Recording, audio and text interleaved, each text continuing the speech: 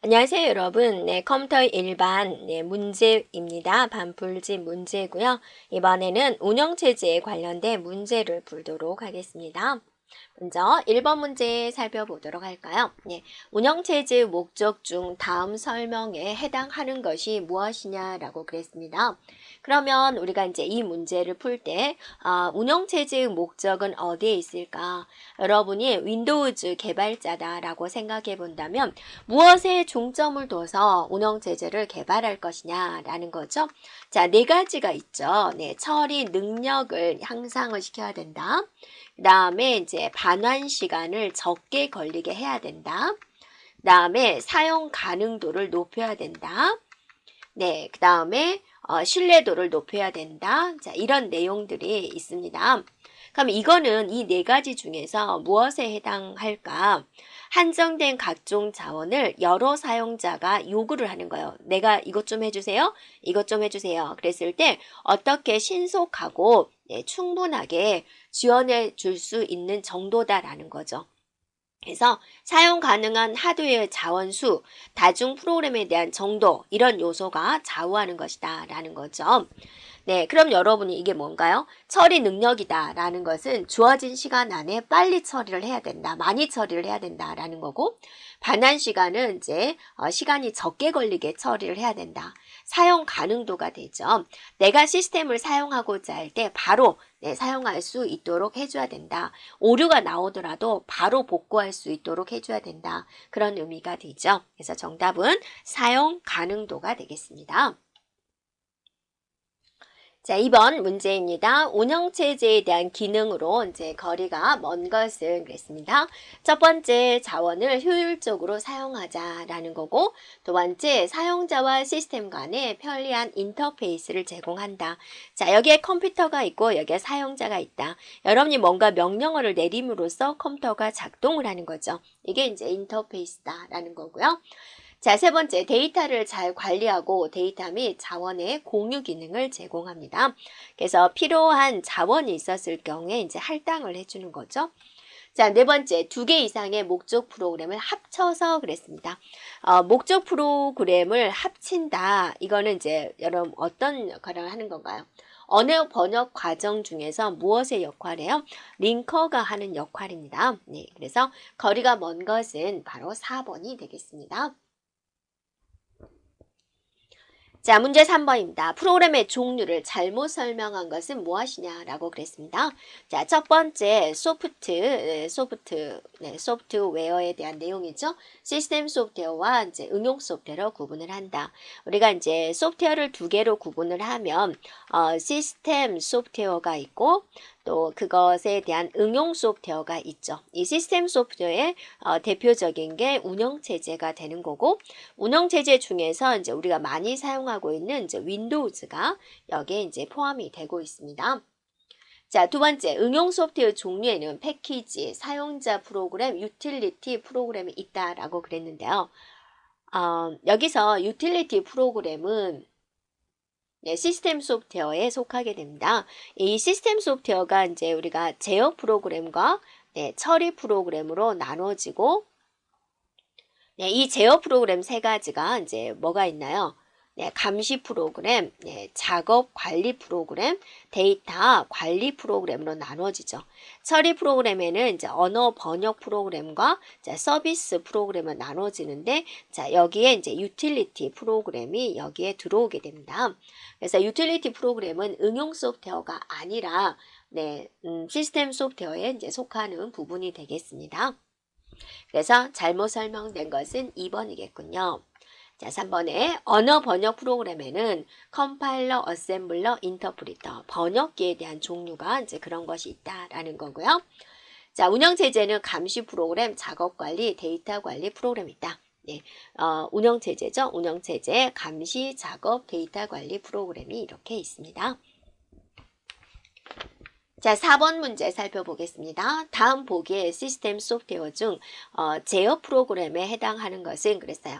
자, 우리가 다시 한번 구분을 해보면 운영체제는 이제 제어 프로그램과 처리 프로그램으로 이제 나눠지게 되죠. 제어 프로그램 세 가지가 있는데 이제 감시 프로그램, 슈퍼바이저 프로그램, 그리고 또 뭐 있나요? 네, 작업 관리 프로그램, 그 다음에 데이터 관리 프로그램 이렇게 나눠져 있습니다. 그래서 제어 프로그램 골라보면 감시 프로그램, 작업 관리 프로그램, 데이터 관리 프로그램 이렇게 볼 수가 있죠. 네. 그래서 기억, 미음, 비읍이 되겠고 처리 프로그램에는 이제 어떤 것들이 있어요? 처리 프로그램, 언어 번역 프로그램과 언어 번역 프로그램, 그다음에 이제 서비스 프로그램 이렇게 나눠져 있습니다. 자, 5번 문제입니다. 운영체제의 종류에 대한 설명 중 옳지 않은 것은 그랬습니다. 네, 첫 번째 보면은 이제 분산 처리 시스템이다 라고 그랬습니다. 분산 처리 시스템이다 라고 하는 것은 하나의 일이 주어졌을 때, 일 하나가 주어졌을 때 여러 대의 이제 컴퓨터가 처리하는 것을 우리는 분산 처리다 라고 하고 있습니다. 근데 이제 읽어봤더니 하나의 시스템에서 2개 이상의 프로세스를 이제 동시에 실행시켜 작업의 처리 능력을 향상시키고자 한다. 그래서 1번이 바로 틀렸죠. 예, 여러 대의 컴퓨터에서 이제 하나의 작업을 처리하는 것을 말을 합니다. 자, 두 번째, 쉬 분할이다 라고 그랬습니다. 쉬 분할이다 라고 타임이죠. 시간을 분할해서 처리하는 방식이 됩니다. 다음에 이제 세 번째는 실시간 처리다 라고 그랬습니다. 바로바로 이제 응답을 보내주는 거죠. 그 다음에 이제 다중 프로그래밍이다 라고 있는데 다중 프로그래밍이다 라는 것은 이제 무엇을 말을 하냐면 하나의 CPU가 그죠? 네.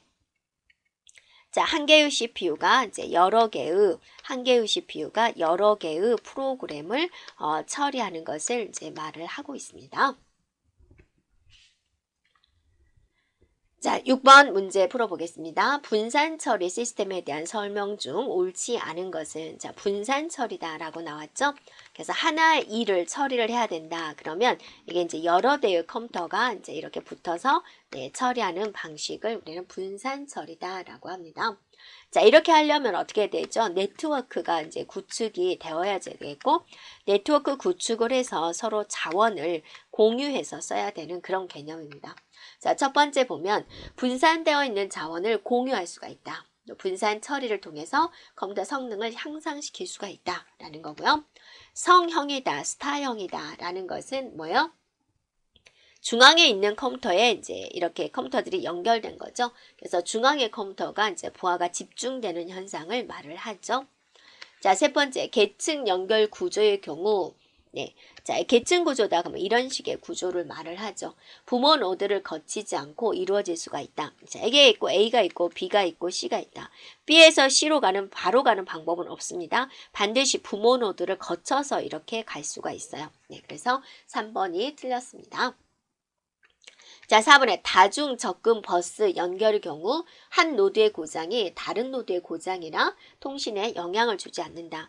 버스형 생각을 해보세요. 여기 A라는 컴퓨터가 있고 얘가 이제 B라는 컴퓨터, C라는 컴퓨터가 있었을 때 얘가 고장이 났네요. 고장이 났다고 해서 A가 C한테 뭔가 못 보낸다? 그런 건 없죠.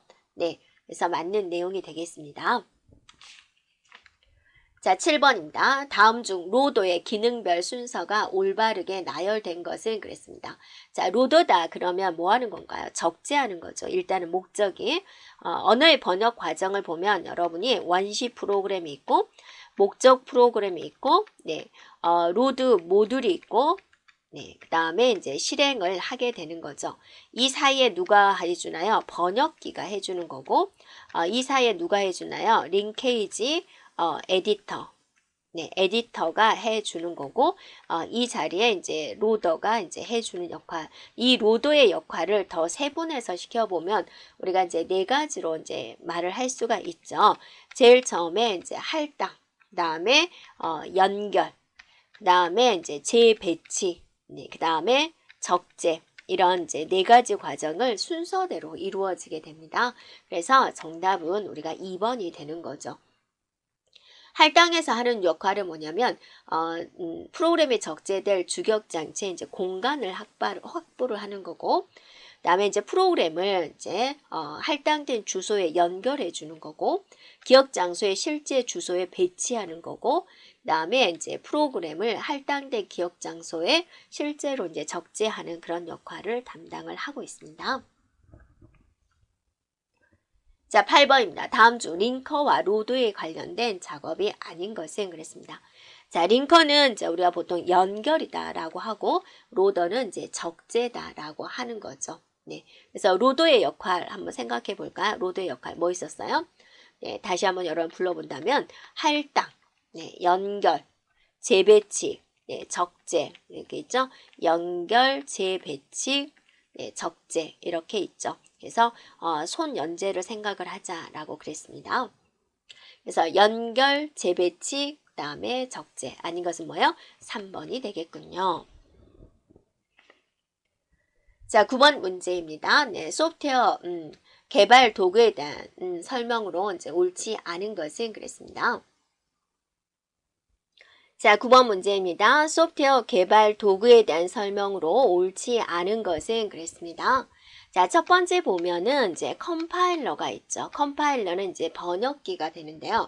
원시 프로그램을 이제 목적 프로그램으로 바꿔주는 역할을 해주는 거고요. 자, 두 번째 보면은 링커가 있습니다. 링커는 이제 연결해 주는 거죠. 여러 목적 프로그램들을 이제 연결해 주는 거고요. 세 번째 보면은 이제 프리 프로세서다라고 있습니다. 이거는 이제 우리가 뭐예요?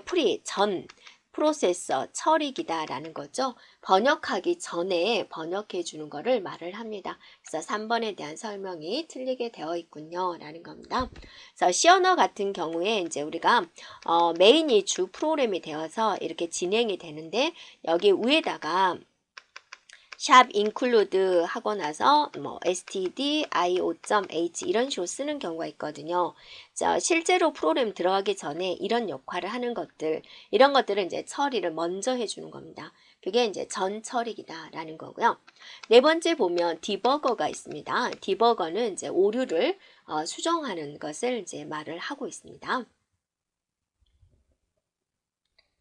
자, 10번 문제입니다. 네. 자, 유닉스 운영체제의 커널에 대한 커널에 이제 속하지 않은 것은 무엇이냐라고 그랬습니다. 그러면 이제 우리가 운영체제에 있어서 유닉스 운영체제가 하드웨어가 있다. 그럼 얘를 직접적으로 관리를 하는 게 커널입니다. 그래서 커널은 우리가 관리자다라고 생각해 주면 되고요. 실질적으로 이제 명령어를 내리는 게 이제 쉘이 되는 거죠. 네, 그리고 이제 여러 이제 유틸리티를 이용을 해서 이제 사용자들이 이제 컴퓨터를 사용할 수 있도록 이제 해주는 그런 작업을 하는 거죠. 그래서 커널이다라고 하면은 관리라고 생각해 주면 돼요. 그래서 1번에 스케줄러, 네, 일정을 관리한다라는 거고 2번에 파일을 관리한다. 세 번째 메모리를 관리한다. 네 번째 윈도우라 그랬습니다. 윈도우도 운영체제고 유닉스도 운영체제인데 여기서 윈도우가 이렇게 톡 튀어나올 필요는 없는 거죠. 네, 그래서 네, 4번이 되겠습니다. 자, 11번입니다. 유닉스에서 사용자에 대한 파일의 접근을 제한을 해요. 그래서 차별을 하는 거죠. A, B, C, D. 너는 이 테이블을 읽을 수 있어. 넌 이 파일을 읽을 수 있어. 넌 이 파일을 읽을 수 없어. 그렇게 이제 접근 제한을 한다 그거죠. 이렇게 접근 제한하는 명령어가 뭐냐? chmod가 되겠습니다. 네. 자, 두 번째 나와 있는 grep가 있죠. 얘는 파일 내에 특정한 문자를 검색할 때 쓰는 것이고요. 자, cp는 파일을 복사할 때 쓰는 것이고요. cat은 파일에 대한 내용을 확인할 때 쓰는 겁니다. 그래서 문제에서 접근 제한을 하는데 사용되는 거 바로 1번 chmod가 되겠습니다.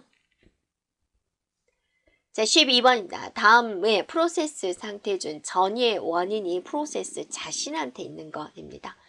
자, 우리가 프로세스 상태를 보면은 우리가 처음에 이제 준비 상태에 있다가 이게 CPU 할당을 받아서 실행을 가는 거죠. 그럼 이제 여기 지워진 시간 내에 해결을 못하면 다시 준비해 가서 줄을 서는 거죠. 그래서 준비해서 실행 이렇게 하고 또 완전히 여기서 끝 할 수 있는 그런 경우가 있고요. 실행을 하는데 키보드로부터 데이터를 1000개를 입력받아야 돼요. 그럼 1000개 입력할 때까지 CPU가 가만히 있으면 안 되죠. 그럼 그동안은 이제 다른 것을 한다. 다른 걸 처리하기 위해서는 얘를 조금 옆에다 치워놔야 되겠죠. 그걸 우리는 대기다라고 합니다. 이 상태를 우리는 뭐라 그래요? 블럭이다라고 이야기를 하죠. 근데 키보드로부터 1000개를 다 입력받았어요. 그럼 다시 여기서 이제 준비를 하는 준비의 줄을 서는 거죠. 이거 우리는 웨이크업이다라고 하고 준비해서 실행을 가는 것을 뭐라 그래요? 디스패치다라고 하는 거죠. 이렇게요. 네.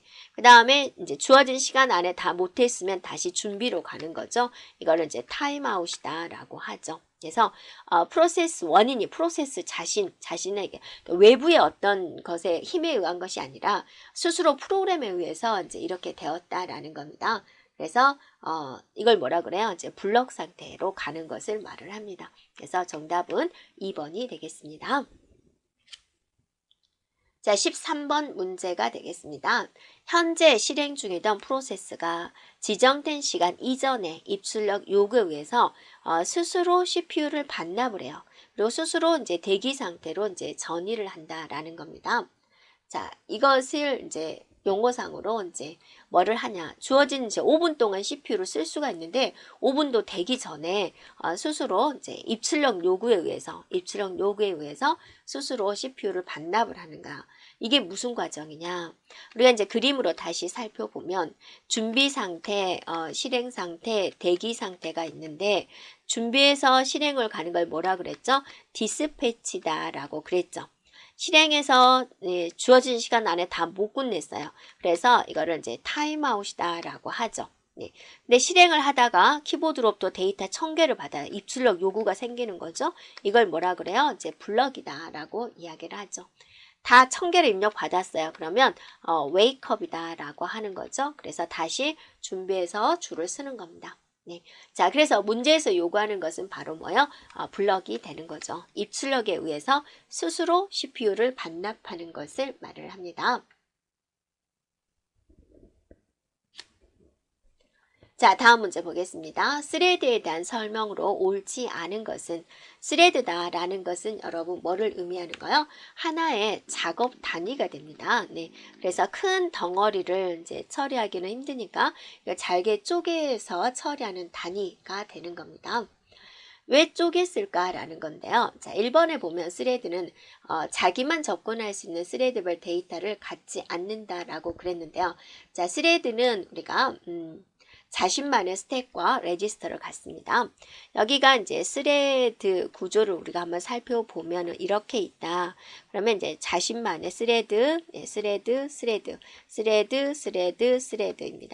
자신만의 뭘 가지고 있다라고 그랬어요? 스택이라는 것을 가지고 있고 자신만의 뭘 가지고 있어요? 레지스터가 있는 거죠. 그러니까 여러분이 내가 이제 방을 할당 받았는데 이제 콘도에 가서 방을 할당 받았는데 방이 이제 3개가 있네. 근데 방마다 다 화장실이 있는 거예요.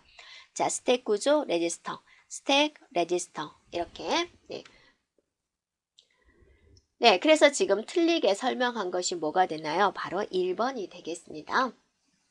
그다음에 이번에 단일 프로세스에 포함된 스레드들은 프로세스의 자원을 공유할 수 있습니다. 자, 세 번째, 멀티 프로세서 환경에서는 각각의 스레드가 다른 프로세서에서 수행될 수 있습니다.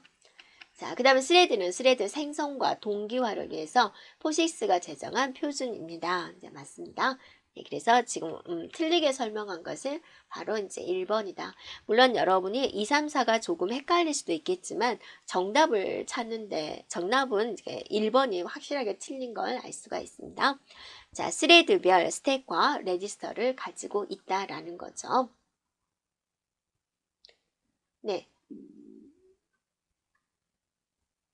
네, 그래서 병행성을 증진시키는 거죠. 동시에 실행할 수 있도록, 동시에 여러 가지를 이제 수행할 수 있도록 한 것이다 라는 겁니다. 자, 15번입니다. 하나의 프로세서가 작업 수행 과정에서 수행되는 기억장치 접근에서 지나치게 페이지 폴트가 발생을 해요. 그래서 프로그램 수행에 소요되는 시간보다 페이지 이동에 소요되는 시간이 더 커진다. 이걸 우리가 이제 용어상으로 뭐라고 하냐. 1번에 이제 스레싱이다 라고 한다라는 겁니다. 네, 그래서 페이지 스레싱이라는 것은 페이지 교체 시간이 이제 처리 시간보다 더 많은 거죠. 교체 시간이 이제 처리 시간. 그러니까 원래는 처리하는 시간을 우리가 중요하게 여긴데 맨날 교체하느라고 시간이 더 많이 소요되는 걸 말을 합니다. 그래서 이제 정답은 1번이 되겠고요. 워킹셋이다. 2번에 워킹셋이다 라고 있는데 워킹셋은 이제 뭐를 의미하냐면 CPU가 많이 참조하는 것들의 이제 집합이 되는 겁니다. 얘는 어디서 나온 거예요? CPU가 이제 캐시에 거치고 여기에 이제 메모리가 있는 건데요. 자, CPU와 메모리 사이에 이제 캐시가 있습니다. 자, 근데 CPU가 어때요? 네, 메모리에 가가지고 데이터를 가져오기는 너무 시간이 많이 걸리니까 CPU가 많이 찾을 것들을 이제 캐시에다 갖다 놓고 메모리 가지 않고 여기서 이제 이렇게 와서 처리하는 것을 말을 하는데 어떤 걸 CPU가 찾을까? 그걸 잘 분석하고 정리를 해야지 이 전반적인 시스템이 빨라지게 할 수가 있죠. 자, 이럴 때 CPU가 이제 많이 참조하는 것들을 모아놓은 거예요. 그거를 우리는 용어상으로 이제 워킹셋이다 라고 합니다. 네, 그 다음에 이제 세 번째 보면은 뭐가 나왔냐면 세마포가 나왔다라는 겁니다. 세마포다. 그럼 여러분 뭐 생각해요? P 연산이 있더라. 네, Q 연산이 있더라. 이거 생각해 주면 됩니다. 그래서 네, 상호 배제 원리를 이제 이용한 기법이 되고요.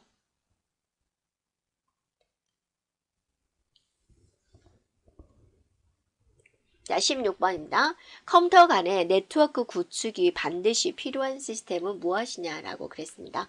반드시 네트워크가 되어 있어야 돼요. 1번, 2번, 3번, 4번. 자, 네트워크가 꼭 필요한 게 뭐죠? 바로 4번에 나와 있는 이제 분산 처리가 된다 그거죠.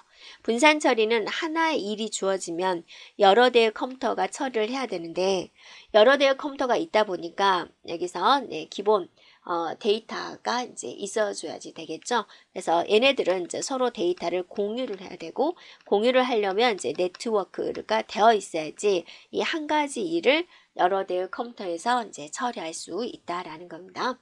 네, 그래서 이제 정답은 바로 4번이 되겠군요. 자, 그 다음에 17번입니다. 네, 운영체제에 있어서 임계 구역에 대한 설명으로 옳은 것은입니다. 그래서 이 영역 안에 들어있는 프로세스만이 여기에 있는 데이터를 참조할 수 있어요 라는 거죠. 자, 1번에 보면 이제 여기는 어때요? 프로세스 하나만 들어갈 수 있습니다. 네, 절대로 하나만 진입할 수가 있습니다. 그 다음에 공유 데이터에 대한 읽기와 쓰기 기능이 가능합니다. 자, 여기 들어온 X에 대해서 읽기, 쓰기가 모두 가능하다라는 겁니다. 그래서 설명이 맞는 것이 이제 바로 4번이 되겠군요. 4번. 자, 18번입니다. 한 번의 프로세스 자원, 하나의 프로세스만 자원을 사용하도록 하자. 그 자원을 요청한 프로세스는 그 자원이 해지될 때까지 기다려야 된다라는 거. 자, 이런 용어들을 우리는 뭐라 그러죠? 상호 배제다라고 합니다. 네. 그래서 이제 A가 10인데 A는 10 더하기 뭐 30 이런 문장과 이 문장을 이제 같이 처리를 하고자 할 때 좀 문제가 생기는 거죠. 네. 그랬을 때 한 번 할 때는 하나의 프로세스만 여기에 이제 데이터가 있죠. X라는 데이터에 있는 곳에 하나의 프로세서만 들어와서 이제 작업할 수가 있다. 이거를 이제 뭐라 그러냐? 상호 배제라고 한다라는 겁니다. 자, 19번입니다. 운영체제에서 교착 상태가 발생하기 위한 필요 조건에 해당하지 않은 것은 교착 상태다 그러면 꼼짝달싹 못하고 멈춰버리는 거죠. 일명 이제 컴퓨터가 나갔다라고 이야기를 하는데요. 컴퓨터는 우리가 사용할 때 절대로 오류가 일어나면 안 됩니다. 네. 그래서 이 교착 상태가 발생하기 위한 조건을 알아면 이 조건 중에 하나를 제거할 수 있으면 우리가 교착 상태가 일어나지 않겠구냐라는 거죠. 그래서 1번에 상호 배제, 2번에 점유화되기, 3번에 선점이 아니라 뭐여야 되는 거요? 비선점이어야 된다라는 겁니다. 그 다음에 이제 순환 대기다라는 거죠. 네. 그래서 이제 프로세스에 할당된 자원은 프로세스가 끝날 때까지 강제로 이제 빼앗을 수 없다라는 비선점 조건입니다.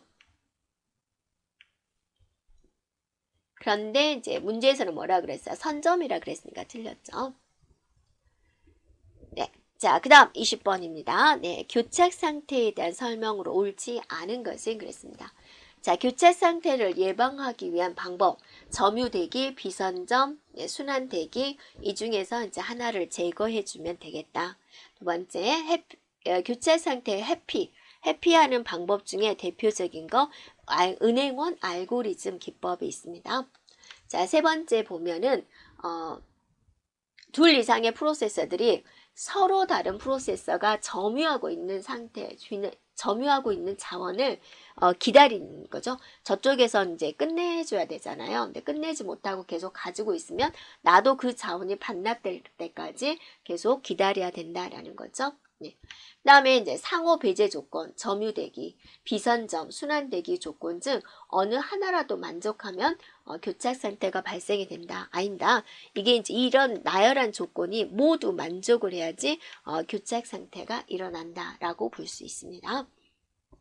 자, 여기까지 진행하겠습니다. 여러분 수고하셨습니다.